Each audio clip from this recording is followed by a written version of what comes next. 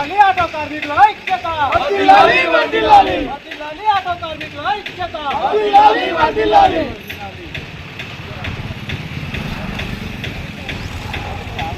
కార్మికుల ఐక్యత, కార్మికుల ఐక్యత.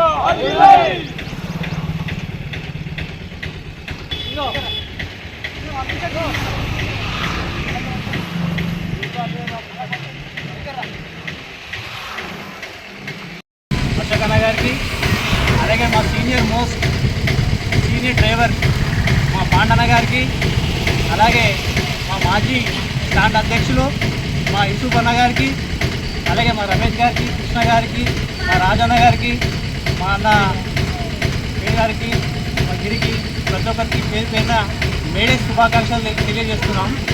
మరి 1986 చికాగో నగరంలో 18 గంటల పని దినానికి వ్యతిరేకంగా 8 గంటల పని దినాన్ని సాధించుకోవడానికి కార్మికులు 1886లో ఎంతో కృషి చేసిర్రు. రోడ్ల మీదకి వచ్చిర్రు, ధర్నాలు చేసి 8 గంటల పని దినాన్ని సాధించుకోవడానికి చాలామంది కార్మికులు ప్రాణాలు అర్పించారు. మరి వారిని గుర్తు చేసుకోవడానికే వేడే జరుపుకోవడం జరుగుతుంది. మరి ఈ సందర్భంగా మరణించినటువంటి కార్మిక సోదరులందరికీ వారి ఆత్మకు శాంతి చేకూరాలని మనస్ఫూర్తిగా కోరుకుంటున్నాం. మరి అలాగే ఇప్పుడున్న పరిస్థితిలో మనం కూడా అదే స్ఫూర్తితోటి మనం కూడా రోడ్ల పడే పరిస్థితి వచ్చింది. మరి మనం కూడా ఐక్యతగా కలిసికట్టుగా అదే స్ఫూర్తితో ముందుకెళ్ళాలి. మరి మనం ఇంతవరకు ఆటో కార్మికులము ఎప్పుడూ కూడా ఏ ప్రభుత్వం మీద ఆధారపడలేదు. మన స్వయం ఉపాధి మీద మనం బతికినాం. అలాంటిది మరి గవర్నమెంట్కి ఏమనిపించిందో తెలియదు. మరి ఎప్పుడు కూడా ఏ గవర్నమెంట్ మన మీద పడలేదు. మరి మొదటిసారిగా కాంగ్రెస్ ప్రభుత్వం మన ఉపాధిని కోల్పోయేటట్టు దెబ్బతీసింది. మరి అలాంటి కాంగ్రెస్ ప్రభుత్వానికి దాదాపు 40 నుంచి 50 మంది ఆటో కార్మికులు మరణించారు. అయినా కానీ రేవంత్ రెడ్డి గారు స్పందించలేదు.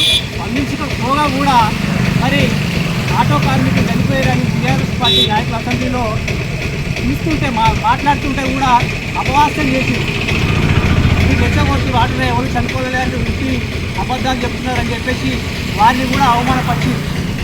అలాగే మరి 40-50 మంది ఆటో డ్రైవర్లు చనిపోయిన వ్యక్తులు కూడా మరి వాళ్ళ కుటుంబాలు ఇలా వాళ్ళ రోడ్లో పడే పరిస్థితి వచ్చింది.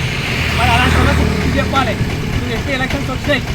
ఈ ఎంపీ ఎలక్షన్లో ఓట్లాడని కాంగ్రెస్ వాళ్ళు వచ్చినప్పుడు మరి మా పరిస్థితి ఇంత ఘోరంగా జరిగింది. మరి మా పరిస్థితి ఏంటి, ఏం మొహం పెట్టుకొని మీరు ఇక్కడికి వచ్చారు అని నిలదీయాల్సిన అవసరం ఉంది. ఇక వాళ్ళే కాదు, రైతులకు ప్రతి ఒక్క 5 గ్యారెంటీలు పెట్టి ప్రజలు మోసం చేసిరు.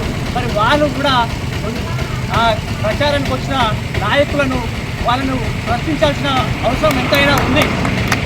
తప్పకుండా మీరు ఆటో కార్మికులకు న్యాయం చేయాలి. లేకపోతే మీరు తొందరలోనే పార్టీ కానీ మీరు రేవంత్ రెడ్డి గారు కూడా పుస్తకం కాబోతున్నారు. అది 100% సత్యం. మళ్ళీ మనకు మంచి రోజులు, ఆటో కార్మికులకు మంచి రోజులు వస్తాయి. 100% మంచి రోజులు వస్తాయి. మళ్ళీ మన ఉపాధి మనం చేసుకుంటున్నాం. మనం ఎవరి మీద ఏ ప్రభుత్వం మీద ఆధారపడలే. ఇంతవరకు మనం ఏదో స్వయం ఉపాధి కల్పించుకొని మనం కష్టపడి పనిచేసుకుంటున్నాం.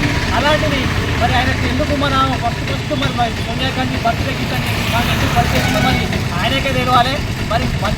మరి ఉన్న కాంగ్రెస్ ఉన్న ప్రభాకర్ మంత్రి మరి గతంలో ఆయన కూడా కరీంనగర్ ఆటో యూనియన్ ప్రెసిడెంట్గా గౌరవ అధ్యక్షుడిగా పనిచేసిండు. మరి ఆ కార్మిక నాయకుడిగా పనిచేసినటువంటి మన కార్మిక మంత్రికి అవగాహన లేదా? ఆయన కూడా ఆటో కార్మికులకు తీసుకుపోయినట్టు మాట్లాడుతున్నాడు. మరి అటువంటి వ్యక్తులకు బుద్ధి చెప్పాల్సిన అవసరం ఎంతైనా ఉంది.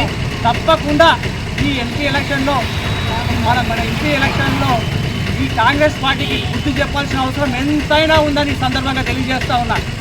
ఖచ్చితంగా వారికి బుద్ధి రావాలంటే ఈ కాంగ్రెస్ పార్టీని ఎంపీ ఎలక్షన్లో ఓడగొట్టి మన సత్తా ఏదో చూపిద్దాం. మెదక్ జిల్లాలో ఇలా ఓడిపోతేనే వాళ్ళకు మన విలువేందో తెలుస్తుంది. ప్రతి ఒక్కరిని రిక్వెస్ట్ చేసి కోరుతున్నా, కాంగ్రెస్ నాయకులు మన ఇళ్లలోకి వచ్చి ఆటో కార్మికుల దగ్గరకు వచ్చి వాళ్ళు కనుక ఓట్లు అడిగితే ప్రశ్నించండి. మా జీవితాలను బుద్ధిపాలు చేసిర్రు, మా పరిస్థితులు రోడ్డు పాలు చేసిర్రు, మా కుటుంబాలను రోడ్డు పాలు చేసిర్రు. మరి అట్లాంటప్పుడు మీకు ఎందుకు ఓటు వేయాలని ప్రశ్నించండి. తరిమి కొట్టండి అలాంటి నాయకులను. రైట్.